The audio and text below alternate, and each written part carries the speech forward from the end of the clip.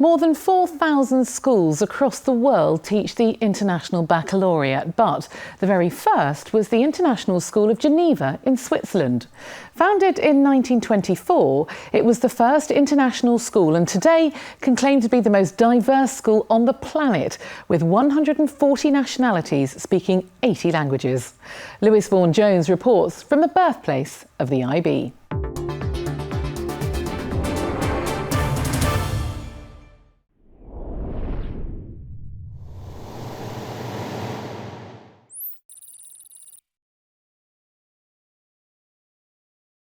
In the heart and the heat of Geneva in June, this annual event has been held in this arena for the last 6 decades.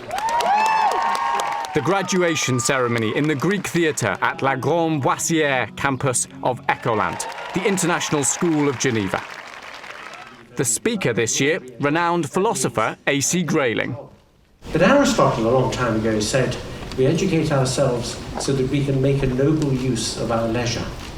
Many of the students are in national dress and represented by their country's flag.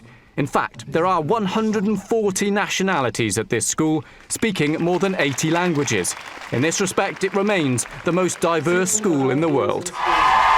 This ceremony here represents the traditions, the proud history of this school, founded way back in 1924. And of course, it's the birthplace of the International Baccalaureate itself.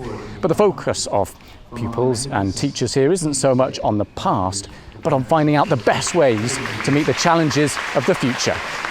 I'm feeling exhilarated and overwhelmed, and I'm just excited. I thought this day would never come. Didn't know I would survive. Here at school, you're not only taught the subject, you're not taught chemistry, physics, English. You're also really taught to be a better person. It was obviously very challenging, but above and beyond that, I feel like I really learned not only to study, but really how to study. It was a much smaller community in the 1920s when the school came to call these buildings home. Set up by officials from the League of Nations and the International Labour Organization, in collaboration with educators from Geneva's renowned Institut Jean-Jacques Rousseau, to provide an international progressive education, and that mission remains just as important today. The whole idea from the start was that an international education would be an education for peace. After the excesses of World War I, the idea was that education should bring people of different backgrounds together so that we can learn together. And that remains true to the mission of international education, and it's certainly something that we cherish in our school. 1, 2, 3, 4, 5, 6 pieces of equipment. There are 4,500 students at the school, and the admissions policy means no student is ever refused entry on the grounds of academic ability.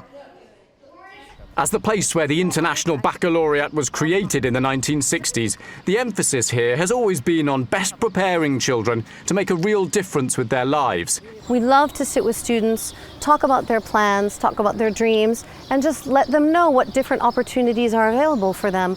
Some students will be applying to very high-end universities, but the important thing is to find out what the student wants, what the student needs, and really what's best for them. As a school with humanitarian values at its core, it's no surprise that many students go on to careers in global roles dedicated to helping others. Lakshmi Sundaran is Executive Director of Girls Not Brides, an NGO working to prevent girls from being forced into arranged marriages. Growing up with that idea of actually there are problems in the world, but there are people who are trying to change them and they are making a difference, and I could be one of those people who's making a difference. The work and progress continues. Dr. David Hawley is the incoming Director General of Ecolint, and he's certainly not bringing any lack of ambition.